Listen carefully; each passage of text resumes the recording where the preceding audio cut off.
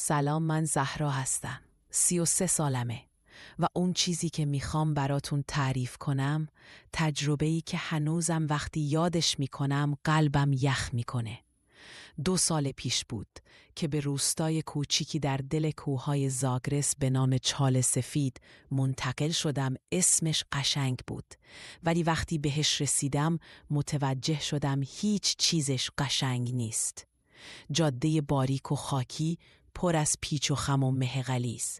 این تصاویر باعث می شد هر لحظه حس کنم لبه پرتگاه سقوط کنم. با ماشین با احتیاط جلو می رفتم. دستم روی شیشه گذاشته بودم تا مه رو کنار بزنم، ببینم چه چیزی در انتظارمه. آخر جاده دشت خاکستری باز شد با چند خونه گلی که مثل از خاک از زمین بیرون زده بودند.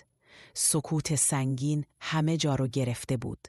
نه صدای آدم بود و نه پرنده، فقط باد سردی که با بوی خاک مرطوب ترکیب شده بود. دهیار روستا، مردی میان سال با ریش جو گندمی، چهره خوش کلید اتاق کوچیکی رو که قرار بود محل اقامتم باشه رو بهم داد. وقتی تشکر کردم بهم گفت خانم معلم، شبا زیاد بیرون نرید. چراغا رو هم خاموش نکنید، حتی توی روز، و اگر صدای بچه‌ای چیزی شنیدین جواب ندید. با حالت هشدار گفتا. چشمش تردید داشت، اما فکر کردم شوخیه و خندیدم، ولی توی صورت نگرامش هیچ نشونه‌ای از شوخی نبود. منم یه چشمی گفتم و فرستادمش که بره. با خودم فکر می‌کردم مردم این روستا آدمای صاف و ساده‌ای هستند و عجیب بود که چنین چیزی به گوشم بخوره. البته که چند تا شیطنت بچگونه اون برام عجیب نیست. رفتم که مدرسه رو ببینم و با بچه‌ها آشنا بشم و اولین روز درسی رو شروع کنیم. مدرسه روستا که ساختمان کوچک کاهگلی با سقف کوتاه و تخته سبز کهنه بود. وقتی وارد کلاس شدم 6 جفت چشم سیاه و درشت به من خیره شدند. 6 تا بچه با لباسهای مختلف، هیچ کدوم لبخند نزدن. اصلاً هیچ حرکتی نکردن، فقط نگاه می کردن. صدای سلامم تو کلاس پخش شد، ولی کسی جواب نداد. یه دختر لاغر و رنگ پریده گوشه کلاس آروم گفت خانم معلمای قبلی زود رفتند. شما میخواید زود از اینجا برید؟ لبخند زدم. گفتم نه عزیزم، من تا آخر سال باهاتونم. اما نگاهش سرد و تهدید آمیز بود. لباش تکون میخوردن، اما چشماش هیچ حسی نداشت. واسه همین تصمیم گرفتم درس اول رو بذارم برای جلسه بعدی و اون جلسه درس نداشته باشیم. آخه طوری نگاهم می‌کردن که حتی اسم و فامیلم هم یادم میرفت. چه برسه به درس هایی که میخواستم بدم. من کلن آدم ترسویی نبودم. دلی عزا گرفتم که تو اون خونه و تو اون حال و هوای خوفناک روستا چجوری بخوابم. شب اول توی اتاق کوچیک خوابیدم. اینجوری لااقل بعضیا کوچیکتر بود و بیشتر حواسم به دور و بر بود. نزدیک ساعت 2 نصف شب صدای تک تک اومد. اول فکر کردم باد در دور رو تکون میده، ولی وقتی بیرون نگاه کردم دیدم خبری از باد نبود. هوا صاف و سرد بود. مه غلیظ همه جا رو پوشونده بود. صدای خنده بچه‌ها از دور می اومد. تعجب کردم که چطور پدر و مادر اجازه دادن نصف شبی بچه‌ها بیان بیرون و این ساعت بازی کنن. بیخیال شدم و دوباره اومدم خوابیدم. چند دقیقه بعد که چشمام گرم شد دوباره تک تک شروع شد. ولی این بار مثل سنگریزه که به شیشه میخوره 4-5 تا پشت سر هم خنده های ریز ریز نزدیکتر می شدن. صدا داشت می اومد نزدیکتر. قلبم تند می زد. با عصبانیت پا شدم. رفتم بیرون که ببینم کدوم بچه بی ادبیه که حسابی گوشمالیش بدم. ولی هیچ کس رو ندیدم. صداشون هنوز می اومد ولی کسی رو ندیدم. منم دست از پا درازتر برگشتم و سر جام خوابیدم. این قضیه سنگ زدن تا صبح هی تکرار می شد و منم سعی می کردم بی محلی کنم، ولی صدای خنده اون بچه ها هی بیشتر و بیشتر می شد. اینقدر عصبانی شده بودم حد نداشت. کاری کرده بودن که نتونستم تا صبح چشم رو هم بذارم و حسابی ازشون شاکی بودم. واسه همین با خودم گفتم تا برسم مدرسه پوستشونو میچینم تا یاد بگیرن اینجوری معلمشون اذیت نکنن. صبح که شد با قیافه خواب آلو و پرجذبه رفتم سر کلاس. بچه ها سر جاشون بودن مثل مجسمه. اصلاً تکون نمیخوردن. ولی دختر لاغر با لبخند گفت دیشب خوابت برد خانوم. گفتم برای چی اینو میپرسی؟ اول ساکت شد و بعد فقط گفت ما که همیشه بیداریم، ولی شما که از تهران میایین تو این روستا کلی اذیت میشی. منم گفتم اگه یه سری از شما ادب داشته باشین یاد بگیرین نصف شبی کسی رو زابران نکنین. همه خوب میخوابن دیگه، کسی چیزی نگفت. منم امید داشتم که از کارشون خجالت کشیده باشن دیگه منو اذیت نکنن. اون روستا داشته واسم خفه کننده و دلگیر میشد. چی خیال میکردم و چی شد؟ با گذشت روزها رفتار بچه ها عجیب تر شد. سر کلاس درست همکاری یاد نمی گرفتند. وسط درس دادن من بدون لب زدن با صدای آهسته و یک نواخت همشون زیر لب چیزی می خوندن که من نمی فهمیدم. به یه زبون خاص با یه تن صدای خاص کارای عجیبی می کردن که لجم رو در می آورد. اون وقت هر بار درس ازشون میپرسیدم هیچ وقت بلد نبودن در حد یک کلمه هم. نمیتونستن به هم جواب بدن. همشون یه دفعه به یه نکته خیره میشدند. یه دفعه میخندیدن. یه ناراحت میشدن. انگار سیستم احساسی تمامشون به هم وصل بود و یه جور ارتباط نامرئی بینشون وجود داشت که نمیذاشتن کسی جز خودشون ازش باخبر بشه. دیگه داشتم از معلم بودن بیزار می شدم. اونم من که شغل معلمی رو پس بچگی دوست داشتم. به همه می گفتم من میخوام خانوم معلم موفقی بشم. حالا میخواستم بمیرم و دیگه معلمم نباشم. نتونم ببینم. فقط از سر و صداشون میفهمیدم که اینجا هستن و واسه اذیت کردن من اومدن. منم وقتی میدیدم ازم حساب نمیبرن لحظه شماری میکردم خوابم ببره. ولی مگه به همین راحتیا خوابم میبرد؟ گاهی از شب تا صبح کنار در می نشستم و همون جور خوابم می برد. یه روز صبح که داشتم می رفتم مدرسه، یکی از پیرزنای روستا که نمی شناختمش اومد سمتم و گفت ما امشب همگی می خواهیم خونه من جمع بشیم و رب درست کنیم. شما هم اگر دوست داشتی بیا بهش. گفتم خیلی مشغله دارم، احتمالاً نتونم بیام، ببخشید. ولی بعد با خودم گفتم بهتره بروم و با مردم اونجا بیشتر آشنا بشم، بلکه خانواده این بچه ها رو ببینم و بگم ادب یاد این بچه های عجیب و غریبشون. گفتم اگه شد حتما خدمت میرسم. اونم آدرس خونه رو داد و رفت. سنگینی شب زودتر از همیشه روی چال سفید افتاد.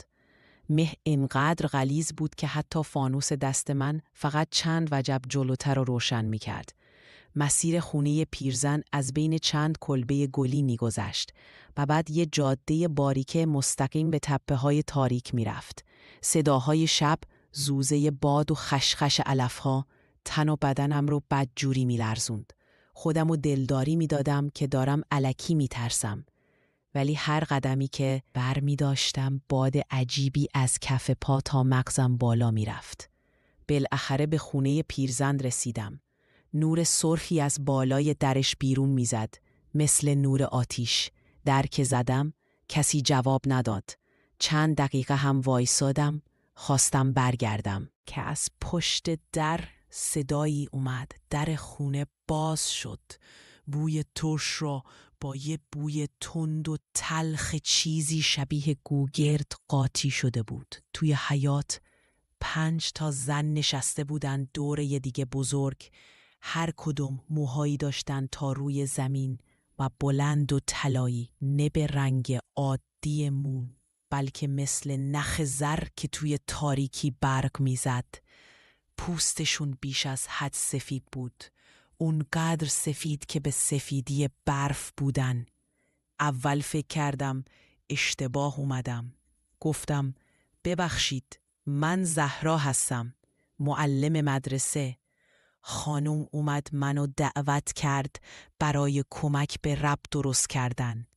پیرزن همون که دعوتم کرده بود برگشت و لبخندی زد. اما اون لبخند طبیعی نبود. تا 2 طرف گونش کشیده شد و دندونای بلند و صدفی شکلش زیر نور آتیش برق زد. گفت خوش اومدی خانم معلم، همه ما منتظرت بودیم.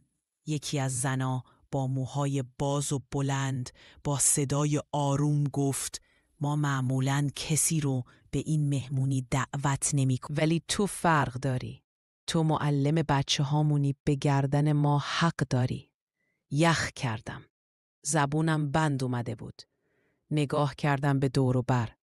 دیوار سیاه و نمناک بودن، پر از چیزی مثل خطوط دعا یا نقاشی های عجیب. روی دیوار لرز بدنم طوری شده بود که همه چپ چپ نگاهم می کردن. پیرزن گفت نترس، ما بد نیستیم، فقط جدا از شماییم. کمی متفاوت تر از شما آدما هستیم. تا از بچه هامون مراقبت می کنیم. بهشون سواد آدما رو یاد میدیم. اونا گاهی شیطونی میکنن، خوب بالاخره بچن دیگه. ما میخواستیم عذرخواهی کنیم خانم معلم. صدای قلبم و توی گوشم میشنیدم. یکی از زنا نزدیکتر شد. چشمش سیاه و بی سفیدی بود، دقیقاً مثل چشمای بچه ها. پیرزن گفت نترس، تا آخر سال باید بمونی و بهشون سواد یاد بدی. قول بده خانم معلم، قول بده تا آخر سال بمونی. اگرم به قول خودت وفا کنی، ما پاداشی میدیم که دیگه در این دنیا بی نیاز شی. با ترس و لرز و با صدایی که به سختی در می اومد گفتم من فقط یه معلمم. همه با هم گفتن احترام میذاریم، ولی اگر بخوای بری ما نمیذاریم. همون موقع پیرزن لبخند زد و با صدایی که از گلوی چند نفر با هم بیرون می اومد گفت تا آخر سال خانم معلم، بعدش آزادی. چراغ اتاق ناگهان خاموش شد. یه نسیم سرد از بینشون رد شد. چشمامو بستم و وقتی باز کردم دیدم بیرون خونم انگار اصلاً اونجا نرفته بودم. با نفس زدن دویدم توی خونم. در از پشت قفل کردم. تکیه دادم به دیوار، بدنم میلرزید. دندونام به هم میخورد. گوشیمو برداشتم که زنگ بزنم به خانوادم، ولی هیچ آنتنی اونجا نبود. بالای صفحه فقط نوشته بود نو سرویس. گریم گرفت، پتو رو کشیدم رو سرم. تا صبح بیوقفه گریه کردم. دلم مثل سیر و سرکه می جوشید. وقتی هوا روشن شد دوباره صدای خنده بچه ها بلند شد. فردا صبح که از خواب بیدار شدم تمام تنم درد می کرد. انگار که با چماق کتک خوردم. نمیدونستم این دیگه چه جور حالیه. یه سوپ درست کردم و کمی جون گرفتم. شب که حالم بهتر شد تصمیم گرفتم برم سراغ پیرمرد محلی روستا، کربلایی نصیر. که ازش کلید گرفته بودم میگفتن کربلایی نصیر سالها پیش معلم مدرسه بوده، ولی دیگه اونجا درس نمیده. رفتم پیشش، سفره دلم رو باز کردم. لااقل مطمئن بودم که اون دیگه آدمیزاد و جن نیست. به تمام حرفام گوش داد و گفت نگران نباش، من سالهاست دارم باهاشون زندگی میکنم. اونا دنبال یه معلم هستن. آسیبی بهت نمیرسونن. گفتم پس چرا شبا میان سراغم؟ بچه هاشون انقدر نمک نشناسن که روزا از من درس یاد میگیرن. شبا نمیذارن خواب به چشمم بیاد. گفت تو هم جای دختر خودم. اگه بخوای بهت چیزی یاد میدم که بچه ها ازت بترسن و دیگه جرأت نکنن سمتت بیان. از خدام بود. سر تکون دادم. گفتم بله کربلایی. نصیر تا چند لحظه چیزی نگفت و بعد گفت اگر بخوای یه ذکر بهت یاد میدم. همونیه که قدیما باهاش نجات پیدا کردم. گفتم فقط بگو چی کار کنم. کربلایی به هر قیمتی که هست دستش رو برد سمت یه صندوقچه چوبی قدیمی، ازش یه کاغذ زرد و پوسیده بیرون آورد که با خط درهم و سیاه چیزی روش نوشته شده بود. مثل خاک خیس خورده آروم گفت گوش کن ببین چی بهت میگم. این ورد شب قبل از خواب درست وقتی صدای خندشون رو شنیدی باید 3 بار بخونی، اما نه با صدا، فقط با نیت بخونش. یه ظرف آب بذار کنار پنجره و یه دونه نمک توش بذار. اون وقت خودشون دیگه سمتت نمیاد. ازت میترسن. کاغذو گرفتم و با دقت توی کیسم گذاشتم. رفتم خونه. هنوز ساعت 10 نشده بود که انگار کل روستا میلرزید. مه مثل پتوی سفیدی چسبیده بود به پنجره ها. صدای خنده بچه ها از در اومد. مثل همیشه دلم یهو ریخت پایین. یاد حرفای نصیر افتادم. چراغ خاموش کردم. کاسه آب گذاشتم کنار پنجره. نمک دورش انداختم و شروع کردم به خوندن اون ذکر. زبونم نمیچرخید. یه حالت خفگی گرفتم. انگار یه دستی گلومو گرفته بود. بازم ادامه دادم تا 3 بار که تمومش کردم. صدا قطع شد. سکوتی افتاد که تا مغزم نفوذ کرد. نه بادی، نه صدایی و نه خنده‌ای. حتی نفس کشیدن خودمم نمی اومد. یه حس عجیبی از سبکی بهم دست داد. فردا صبح وقتی رفتم مدرسه فقط تخته و میرزا سر جاشون. هیچ کدوم از بچه ها نیومده بودند. صندلی هاشون خالی بود. انتظار کشیدم 1/2 ساعت. 1 ساعت هیچ کس نیومد. رفتم بیرون. ساکت بودند. پنجره ها بسته بودند. دست از پا درازتر برگشتم خونه. داشتم لباسای راحتیم رو می پوشیدم که صدای نفس زدن از پشتم شنیدم. برگشتم پشت سرم و نگاه کردم. خودشون بودن.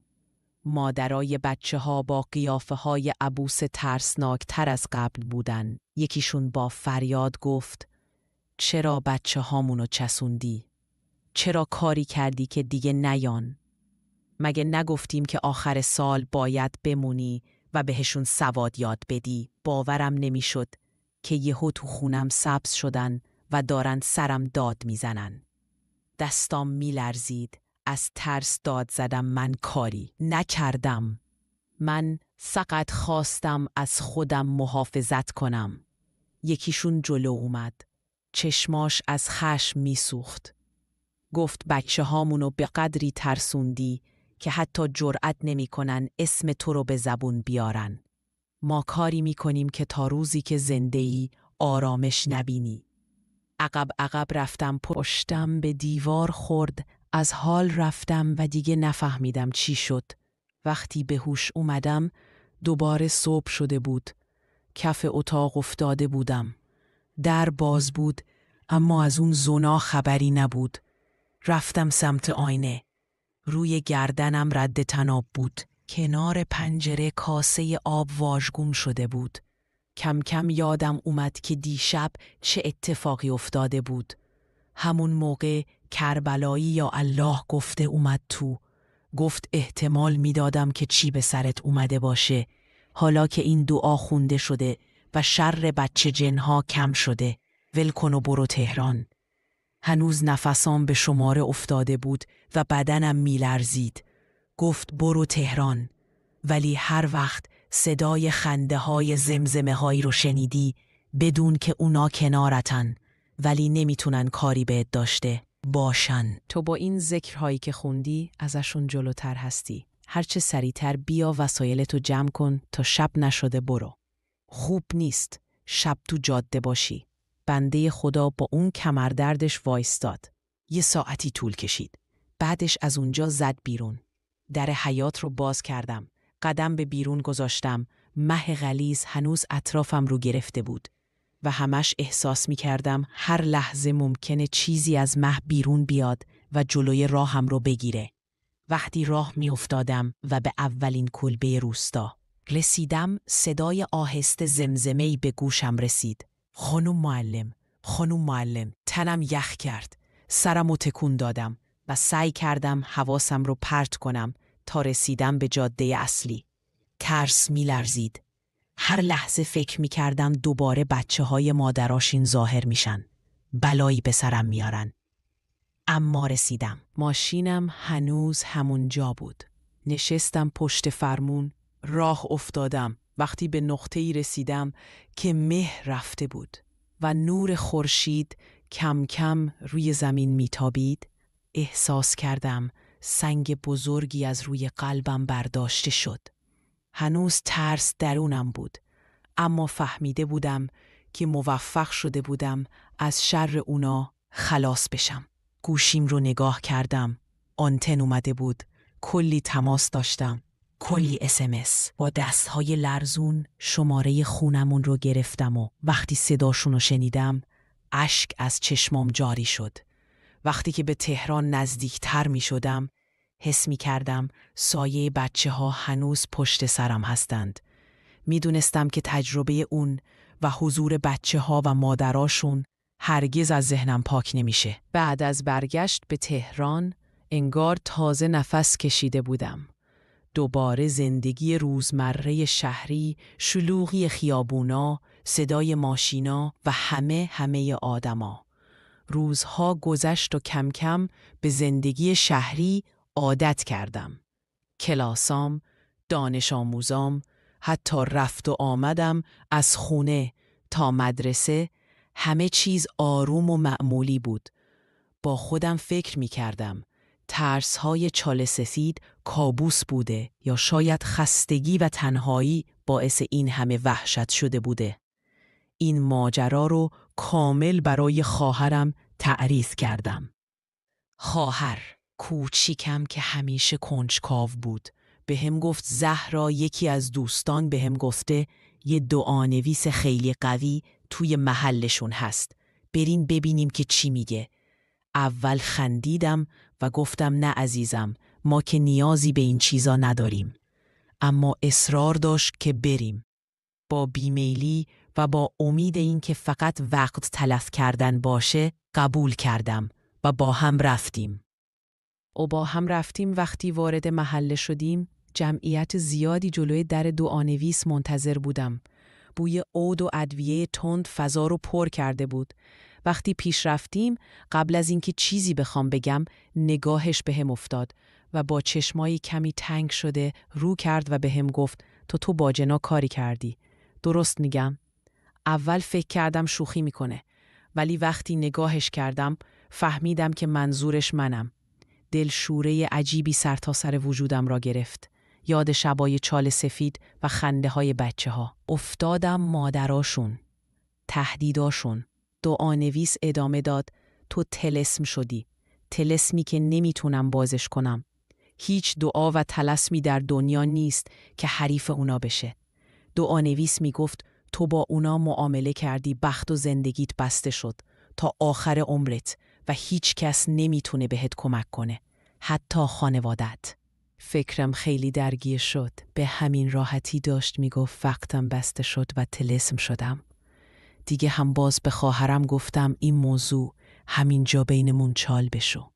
مادر پدرمون نفهمن که از ترس سکته میکنند. اون طفلیم کلی فکرش مشغول شد و نگرانم شد. چند روز بعد یه سری اتفاقات شروع شد. مثلا هر بار که با آدما حرف حس می کردم از من فرار می کنند. نگاه های سرد و بی احساس داشتن. شانس موفقیت عشق اصلا این واژه ها با من بیگانه بودن. به سمت من نمی اومدن. انگار یه سد نامرئی بین من و جهان واقعی تشیده شده بود و تلاش می کردم به دست بیارم، مثل آب از دستم می لغزید. مادر پدرم کم کم صداشون در اومد که چرا یه خواستگارم در این خونه رو نمیزنه. خبر ندارن که قرار نیست هیچ وقت برای من خواستگار بیاد. اینم از ماجرای معلم در چال سفید. مرسی که داستانم رو تا آخر گوش دادی.